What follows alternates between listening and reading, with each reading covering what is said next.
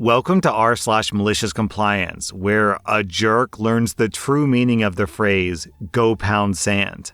Our next Reddit post is from Finn. I had just moved to Australia and gotten a new phone, but as it turns out, my new number was someone else's old number. Every other week, I would get calls from some tradie who wanted to know why I wasn't on site or what I wanted done with building project such and such. Every time, I explained at length that they got the wrong number, and quite often, folks on the other end were absolute rude or thought that I was taking the piss and insist that I answer their questions or show up on site now. I was over it, so I Googled my own number and did some digging, and eventually I found the guy who had my number before, even his new number, and then I called him. I politely explained my dilemma, pointed out that there were 2 websites that still listed my number as his number, and I asked if he could please change this and let his contacts know about the new number, and to delete the old one because this was getting quite tedious for me. By this time, I'd already given out my phone number for work, visa applications, landlords, and friends, so changing it would have been a huge pain. I explained all of that. Well, of course, he was just as pleasant as most of his contacts and told me something along the lines of, "I don't give an F, mate. That's not my effing problem. Get effed. Sort your own stuff out, mate." Well, the universe provides, and so I got a great opportunity to do just that only a few weeks later. I received a call in the early hours of one morning by another disgruntled guy telling me that he was early and demanding to know where I wanted to put the sand down and how to get in. I asked, what sand? And he told me that he had a full truckload of sand as ordered and no one was on site and everything was fenced off. Very briefly, I thought about launching into my explanation, but I was tired and over it, and then I realized the opportunity that was provided. I snapped back at him with no uncertainty. "Mate, it's all good. Dump it all right on the driveway, front of the fence. We'll sort it out when we get there." The guy said, "You sure, mate? This is a lot of sand."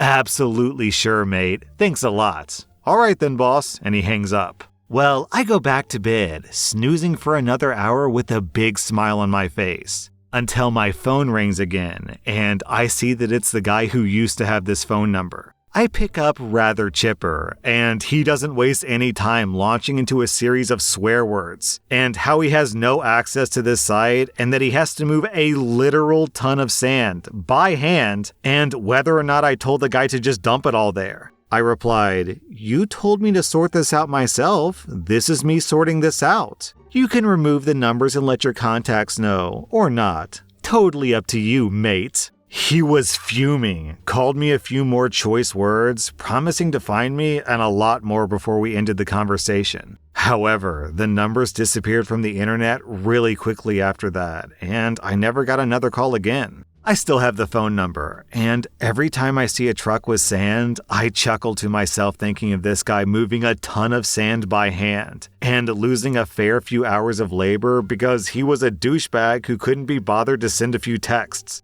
Our next Reddit post is from Right-Handed Ranger. This happened about 4 years ago. I do construction and we start fairly early. The boss got tired of people walking in at 6:05 or 6:03 when we start at 6. Even though he was a few minutes late more consistently than any of us were. So he said, "If you aren't standing in front of me at 6 o'clock when we start, then I'm docking 15 minutes from your time for the day." The next day, I accidentally forgot my tape measure in the car, and I had to walk back across the job site to grab it, so I made it inside a little after 6. The boss chewed me out and told me that he was serious yesterday and docked me 15 minutes. So, I took all my tools off right there and sat down on a bucket. He asked me why I wasn't getting to work, and I said, "I'm not getting paid until 6:15, so I'm not doing any work until 6:15. I enjoy what I do, but I don't do it for free." He tried to argue with me about it until I said,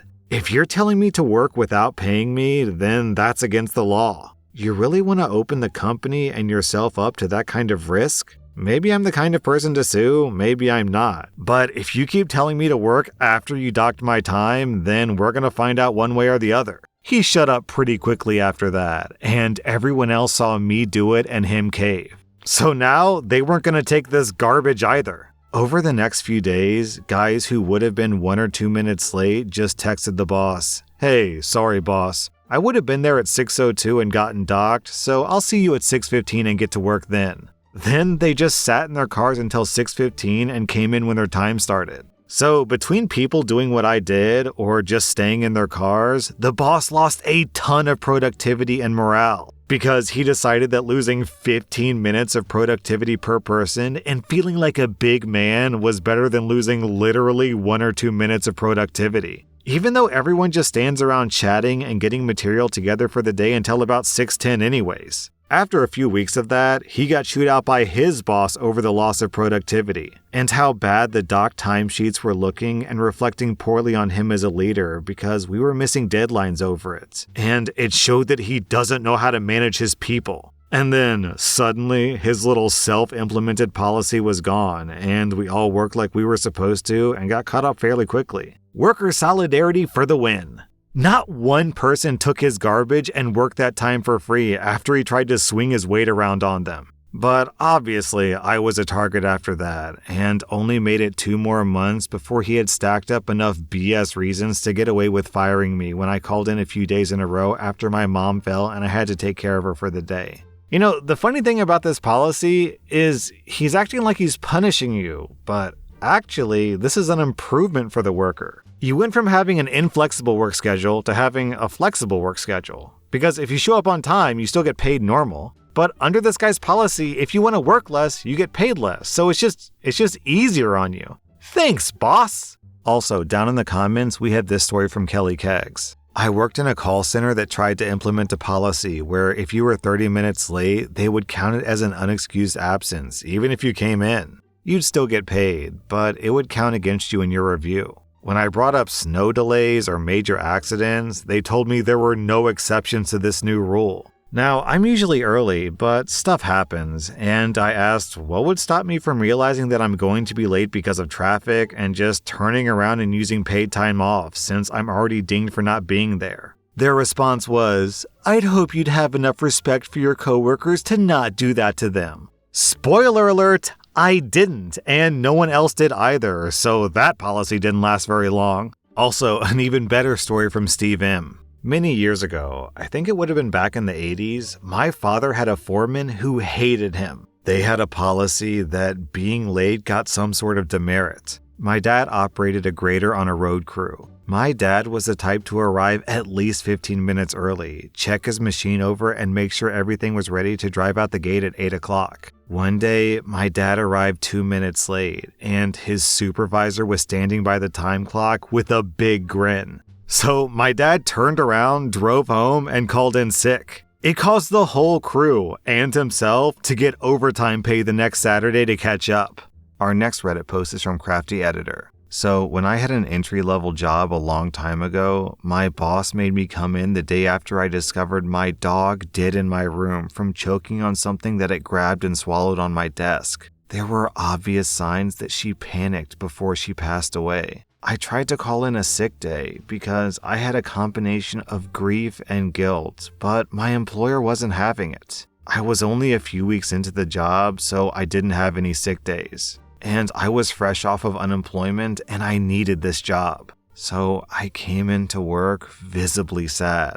I tried to ask to go home one more time. My boss didn't care and told me, "Man up, it's just a dog." So I was like, F it, and just let my feelings take over. I was openly crying and sobbing at my desk while working on my project and answering emails. This was one of those modern open floor plan offices with no walls and tiny partitions instead of cubicles, so everyone could see and hear me. I'm literally wiping tears off my face and desk as I work. This was also in the early 2000s, so the term toxic masculinity wasn't coined yet, so seeing a grown man openly sobbing at his desk like this really threw people off. When I was asked by my coworkers and people passing what happened, I told everyone what happened to my dog. And I didn't even have a chance to take care of her body, so she was lying on my bed, dead, wrapped in a blanket until I could get home and figure out her cremation and burial stuff. When they asked me why I was even at work, I very loudly stated that my manager didn't think that it was an acceptable excuse to miss work. Needless to say, my boss looked like a monster, and I was told by her boss that I would have 2 days paid off to mourn and to take care of my dog, and that I shouldn't have had to come in the first place. Down in the comments, we have this story from Squid Squadge. I had a really strict teacher in primary school that I got along okay with when I was 9 to 10 years old. He was an old army guy who I never had an issue with. He just took no flack from the bullies and kids that prated about annoying others. He once picked a bully up by the scruff of his neck and another time threw a chair across the room, snapping a leg off. So yeah, he was a bit scary. Our dog had cancer, and my mom drove her to a specialist vet for an operation, and when we got home the next day, I remember my mom shouting and crying in grief to just kill my dog then over the phone when she was told that she couldn't be saved, and it was better to just not revive the dog from the operation. My mom did not grieve well and spent the weekend throwing all the dog's things away within 1 hour of being told that we wouldn't see her again, which she always regretted. I spent most of that weekend trying to comfort her, despite me being devastated too. I think my mom called ahead, because without saying anything, my teacher found me sitting on the stairs at lunch, and I immediately burst into tears thinking that I was in trouble for not being outside during lunch break. My teacher told me about a dog that he lost too when he was young, and how even as an adult, grief is hard for some to control, but we all have the right to grieve, and it's okay to be sad. He was so kind, and I never forgot his nice words. He let me do some drawings at the back of the class in the afternoon because I was good at it. We were one of his last classes, I think, because he left the school after us and he must have been past retirement age by then. Without consulting me, he forwarded one of my drawings to a county-wide school art competition, and I won first place, which I didn't know about or receive until after the summer holidays, and he had left by then. Thank you, Mr. Rolfe. Well, at least I know why he's so sympathetic to dogs. He thinks that dogs are always calling him by his name. Rolfe, Rolfe, Rolfe, Rolfe, Rolfe.